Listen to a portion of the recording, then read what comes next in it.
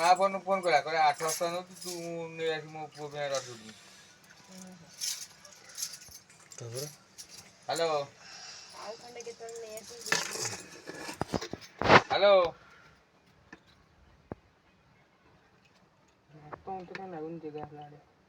Hello ମାଟି ମାଟି ଦବା ଭିତରୁ ଚାପି ଦବା ପୁରା ପ୍ରେସ୍ କରି। ହଁ ପ୍ରେସ୍ କରିଦେଲେ ହେଇଯିବ। ଚାପି ଚାପି ରହିଲେ ଭଲ ନା। କାମ ତମକୁ ଆଇଛି। ହଁ ମୁଁ ସେଥିପାଇଁ ଲାଗୁନି ସେଇଠି ଜଗିଛି ଜିନିଷଟା କ'ଣ ହେଉଛି ମୁଁ ଦେଖୁଛି। ମୁଁ ଥରେ ଦେଖିଲେ ସକାଳେ ତୋ ନାତିଟା ଆସିବି ମୋ ବୋଉ 50 ଫୁଟ ଆଡି ଅଛି।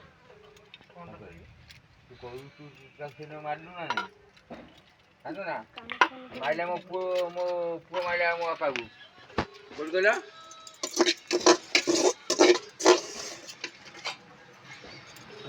ଏଠି ଘରେ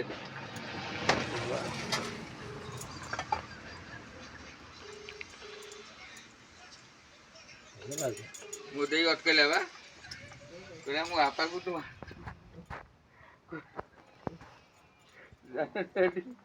ବାପା ପିଆଜ ବାପା ସାଧାଟା ବେକାର।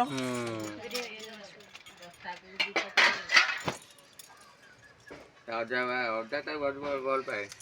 ଅଜା କହିଲା ବିରିୟାନୀ ମସଲା ଯାଉନି ଆଉ ଶିଖୁଛା ଏଠିକି କହିଲା ମୋ ମାମା ଯାଉନି ଆଉ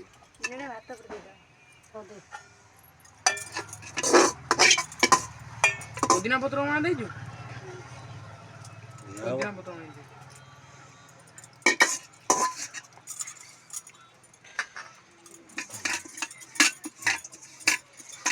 ଝିଅ ଡାଲିଦିଅ ସବୁ। କ'ଣ ତମେ ଏମିତି ଜାଣିପାରୁନି ଅବସ୍ଥା ଖରାପ ପୁରା ଅଛି।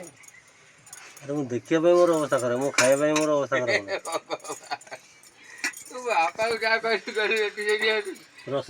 ରସଗୋଲା ସମିତି ଘଣ୍ଟା ଗଲା। ଆମ ଘରେ ଏମିତି ଲୋକ ଅଛନ୍ତି ମୋ ପାଇଁ ହେଇଥିଲା 4 ଟଙ୍କା 5 ଟଙ୍କା 6 ଟଙ୍କା।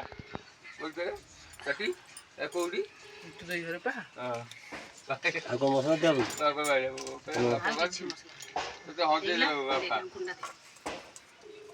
ମାଡ଼ି ପାଣି ଦେଲ ନା କହିଲା ତ ବାପା କାଳିଆ କାଳିଆ ତୋତେ ହଜେଇ ଦେବ ପାଇବନି କଥା ପାଇବନି।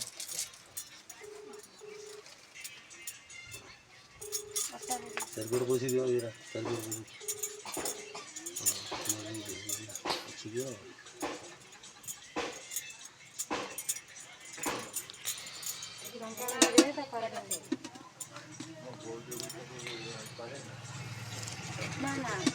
ଏଇ ଚାରିପଟ ନା ଚାରିପଟ ଲଗେଇ ଦେଇକି ଏଇଟା